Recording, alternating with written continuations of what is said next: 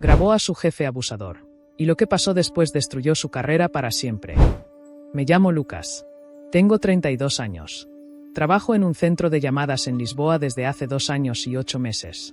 No es un trabajo que cuente en las cenas familiares, ni el tipo de empleo que lleva a alguien a aparecer en los titulares. Pero paga las cuentas. 1.800 euros al mes, contrato indefinido, horario fijo de 8 de la mañana a 5 de la tarde, con 1 hora para comer. Atiendo soporte técnico para clientes en Estados Unidos y Reino Unido. Hablo inglés desde los 16, gracias a 3 veranos seguidos limpiando platos en Dublín. Y eso me dio una ventaja cuando vine a Portugal buscando estabilidad. Aquí no piden títulos universitarios. Piden paciencia, claridad y resistencia mental. Yo tenía las 3. Vivo en un apartamento de 2 habitaciones en Alvalade, un barrio tranquilo, con árboles en las calles y vecinos que saludan sin entrometerse. Comparto la renta con mi esposa, Elena. Ella trabaja en una guardería privada cerca de Campo Grande. Se levanta a las 6, como yo. Preparamos el desayuno juntos, café solo para mí, té de manzanilla para ella, 2 tostadas con mantequilla y mermelada de naranja que hace su madre en Évora. Empacamos el almuerzo en táperes, arroz, pollo asado, ensalada de lechuga y tomate. Nada sofisticado. Solo comida casera, porque los restaurantes suman rápido, y ambos sabemos lo que es vivir con lo justo. Salimos del edificio a las 7 menos 15. Caminamos 10 minutos hasta la estación de metro. Rara vez hablamos en ese trayecto. No por falta de cariño, sino porque los días laborables se vuelven una especie de ritual silencioso. Cuerpo en movimiento, mente ya en el puesto de trabajo. Nos despedimos con un beso rápido en la mejilla. Ella toma la línea azul, yo la verde. A las 8 en punto, estoy sentado en mi cubículo, auriculares puestos, computadora encendida, listo para la primera llamada. Durante mis primeros 2 años, nunca tuve una amonestación formal. Mis métricas siempre estuvieron por encima del promedio del equipo, 93% en resolución en primera instancia, tiempo promedio de llamada por debajo del límite establecido, y una tasa de satisfacción del cliente que rondaba el 90%. Los supervisores anteriores apenas me hablaban. Me saludaban, revisaban mis reportes una vez al mes, y listo. Yo hacía mi turno, cumplía, y me iba a casa. Sin dramas, sin sorpresas. Y eso estaba bien para mí. Prefería pasar desapercibido. Hasta que llegó Henrik. Fue un lunes de abril. Estaba lloviendo.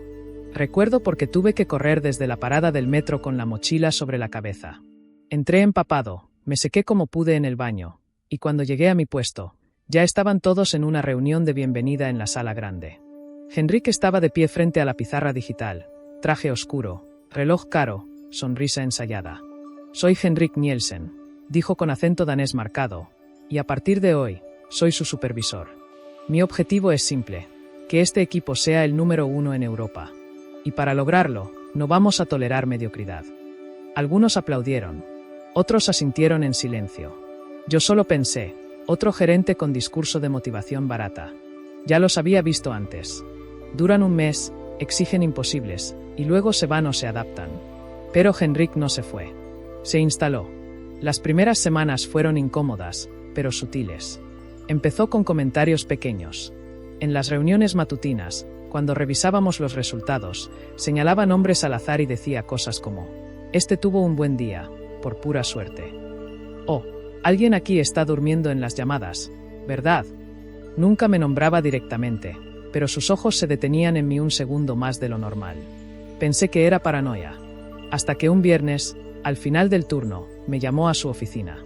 Lucas, dijo, sentado detrás de su escritorio nuevo, tus números están bien, técnicamente. Pero falta actitud. Aquí no pagamos por teclear. Pagamos por resultados reales. No entiendo, le dije. Mis métricas están por encima del promedio. Las métricas se pueden maquillar, respondió, sonriendo. Lo que importa es la percepción. Y tú das la impresión de que estás aburrido. No supe qué contestar. Salí de ahí con una sensación fría en el pecho. No era enojo. Era inseguridad. Por primera vez en 2 años, dudé de si estaba haciendo bien mi trabajo. Las semanas siguientes empeoraron. Henrik empezó a aparecer detrás de mi cubículo sin aviso. Se quedaba parado, escuchando mi llamada, y cuando colgaba, decía cosas como: ese cliente no entendió nada. ¿Por qué no usaste el guión completo? Oh, hablas muy rápido. Parece que quieres que cuelguen. Una vez, en pleno turno de tarde, me interrumpió una llamada activa, algo estrictamente prohibido, y me susurró: si sigues así, vas a tener que buscar otro lugar donde fingir que trabajas. Nunca gritaba, nunca levantaba la voz, pero cada palabra estaba cargada de desprecio disfrazado de corrección profesional. Y lo peor era que lo hacía frente a otros. Si alguien entraba a la oficina mientras me regañaba, él cambiaba el tono al instante. Lucas, justo te estaba felicitando por tu mejora en NPS. Pero en cuanto la persona se iba, volvía a bajar la voz y decía: mentira, por supuesto. Pero al menos aprende a sonreír cuando te humillan. En casa, Elena notó el cambio. Llegas más callado, me dijo una noche mientras lavábamos los platos. ¿Pasa algo en el trabajo? No, le dije. Solo un nuevo supervisor. Es exigente. Ella asintió, no insistió. Sabía que no mentía, pero tampoco contaba toda la verdad. No quería preocuparla. Tampoco sabía cómo explicar algo que ni yo entendía del todo. Intenté hablar con recursos humanos. Fui a la oficina de Ana, la jefa del departamento, y le conté lo que pasaba. Ella me escuchó con cara seria, tomó notas, y me dijo: gracias por confiar en nosotros. Vamos a revisar esto con discreción. 2 días después, Henrik me llamó a su oficina. Así que fuiste a recursos humanos, dijo, cruzando los brazos. Interesante. Pero sabes quién firma los informes finales de desempeño, ¿verdad? No añadió más. No hizo falta. Poco después, supe que Marta, del turno de noche, había presentado una queja similar meses atrás. Nadie volvió a verla. Oficialmente, renunció por motivos personales. Pero en los pasillos, la gente murmuraba que Henrik tenía contactos en recursos humanos, y que cualquier queja contra él terminaba archivada antes de llegar a la dirección. Empecé a entender por qué nadie decía nada. No era indiferencia, era supervivencia. Yo seguí trabajando, seguí cumpliendo, pero ya no era el mismo. Cada vez que sonaba mi extensión, sentía un nudo en el estómago. Cada vez que Henrik caminaba por el piso, mis manos sudaban. Y aunque mis métricas seguían altas, él encontraba formas de hacerlas parecer bajas. Un día, mi tasa de resolución apareció en el sistema como 78%. Sabía que era imposible. Revisé el historial. Había reasignado 5 de mis llamadas cerradas como no resueltas. Le pregunté por qué. Me miró como si fuera un niño molesto y dijo: si no te gusta cómo se miden las cosas aquí, hay una puerta al fondo. Fue ahí cuando decidí que ya no bastaba con aguantar. Fue ahí cuando empecé a grabar. En Portugal, la ley permite grabar conversaciones siempre que una de las partes participe activamente. Así que cada vez que Henrik me llamaba a su oficina, activaba la grabadora de mi teléfono. Al principio, solo por seguridad. Pero pronto, las grabaciones se convirtieron en evidencia. La primera vez, me dijo: si no cumples con el 95% en satisfacción esta semana, estás fuera. La segunda: no te necesito aquí. Hay 100 como tú haciendo cola en la puerta. La tercera: tu informe de desempeño va a decir exactamente lo que yo quiera, no lo que tú hagas. La cuarta: ¿vas a ir a recursos humanos otra vez? Adelante. Pero recuerda quién controla los archivos. Grabé 23 audios en 3 semanas. Todos con la misma voz. La misma sonrisa. El mismo veneno. En casa, Elena dejó de preguntar. Solo me abrazaba al llegar. Yo le devolvía el abrazo, pero ya no hablábamos de trabajo. Cenábamos en silencio. Lavábamos los platos. Veíamos un rato de tele. A veces me quedaba dormido antes de que terminara el programa. Ella apagaba la luz y no decía nada. Sabía que no podía seguir así, pero tampoco sabía cómo pararlo. Hasta que un martes por la tarde, después de que Henrik me llamara basura con auriculares frente a todo el equipo, porque un cliente había colgado sin dejar calificación, algo en mí se quebró. Entré a su oficina sin pedir permiso. Henrik estaba sentado, revisando métricas en su pantalla. No me miró. Solo dijo: si no trajiste números, vete. No dije nada. Tomé su teclado mecánico, ese que presumía como símbolo de su estatus de liderazgo, y lo lancé contra el suelo. Acá quiero hacer un pequeño paréntesis y la verdad es increíble todo el abuso laboral que tuvo que soportar el protagonista Lucas, porque Afortunadamente no le estampó el teclado en la cara, sino fue contra el piso, o sea, lo partió en dos.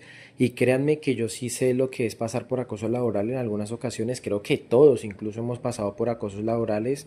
Y es feo porque cuando a ti no te creen, ¿sabes qué es lo que pasa? Le creen más al jefe por antigüedad que al nuevo. Entonces los jefes antiguos creen que, ay, es que él no quiere trabajar y no es eso. Yo al final de esta historia te voy a contar una historia muy personal que me pasó hace un año cuando trabajé en una prestigiosa universidad de Colombia y realmente me sirvió bastante porque esto que está pasando no es ficción, pasa en la vida real.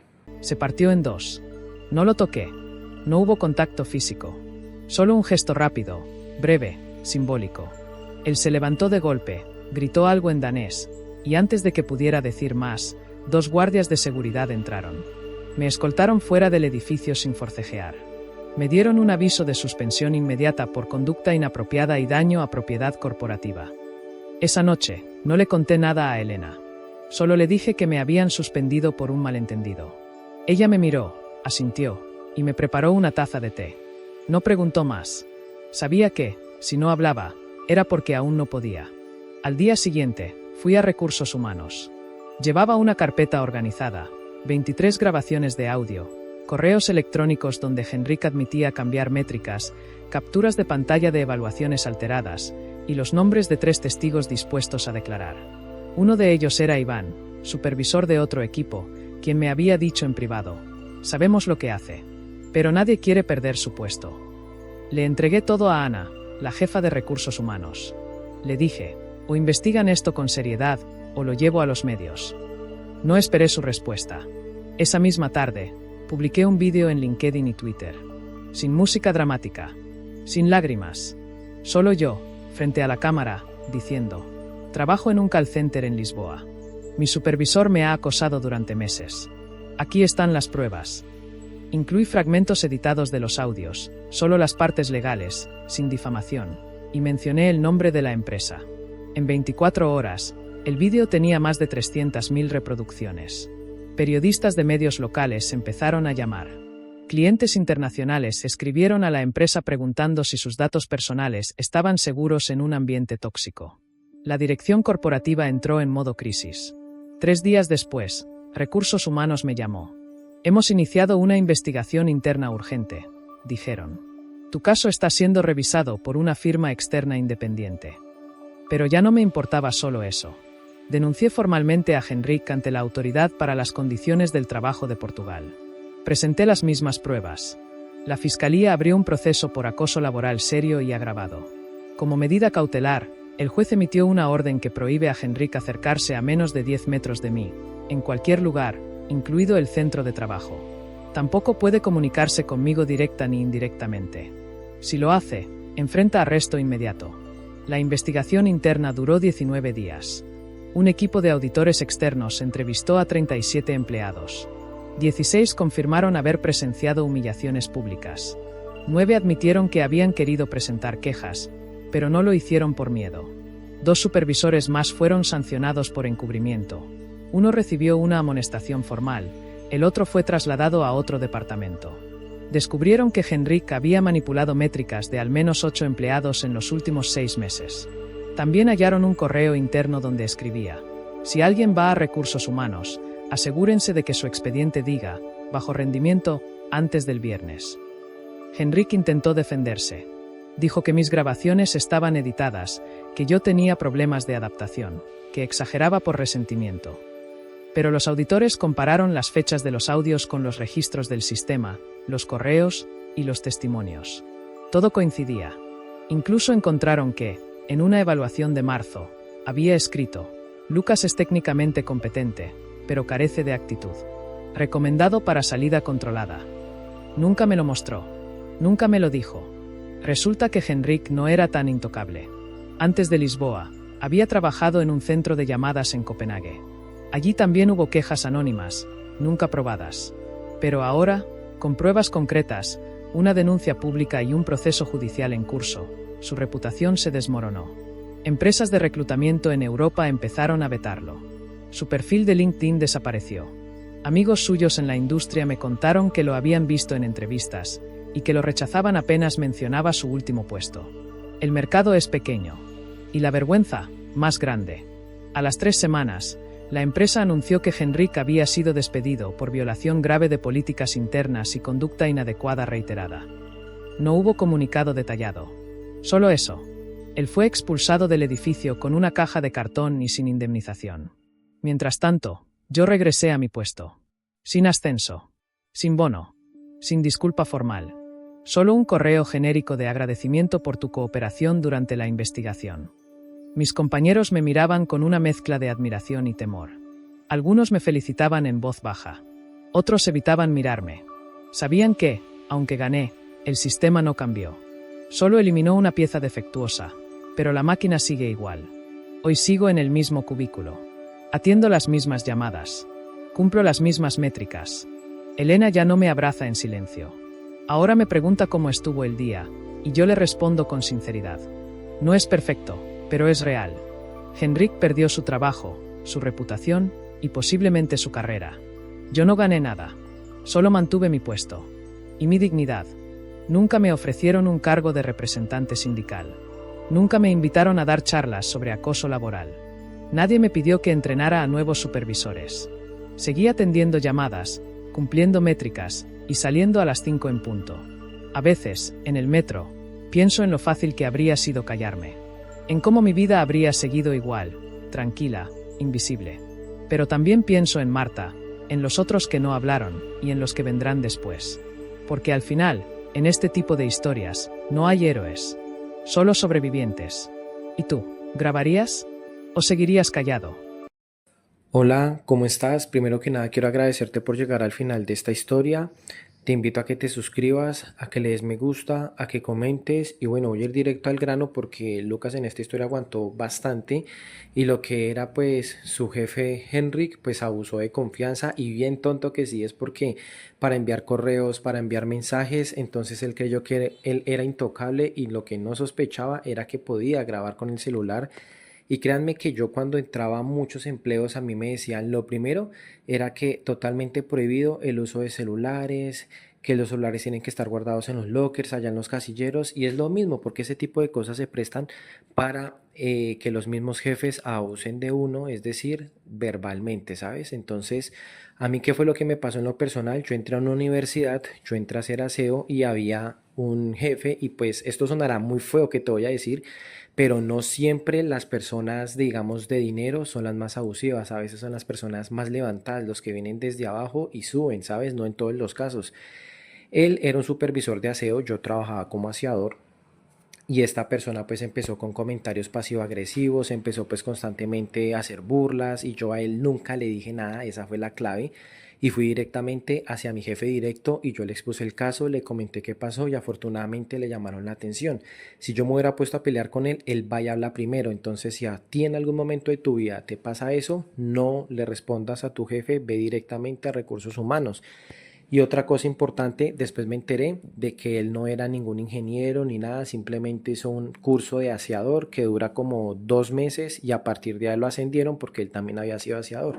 Entonces es gente resentida, entonces en esta historia se revela exactamente lo mismo, como Lucas tuvo que aguantar y al parecer Enric lo que tuvo fue envidia porque pues al ver que Lucas tenía muy buenas métricas y que era bastante bueno, incluso que era digno de tener un buen puesto como jefe, entonces le dio envidia. Y eso es lo que pasa constantemente en el día a día, en lo laboral. A veces uno es mejor que los jefes, pero uno se queda callado. Yo te quiero invitar a ti a que tú realmente no te quedes callado, a que hables con tus jefes, a que expongas los casos, porque créeme que eso te afecta tanto lo personal, lo familiar, en cualquier ámbito y laboralmente, y créeme que por eso es que muchas veces la gente dice yo no quiero trabajar, no quiero estar en una empresa, me quiero independizar, pero no es porque sí como tal sea el trabajo, sino lo que pasa dentro del trabajo. Sin más que decir, muchas gracias por tu atención.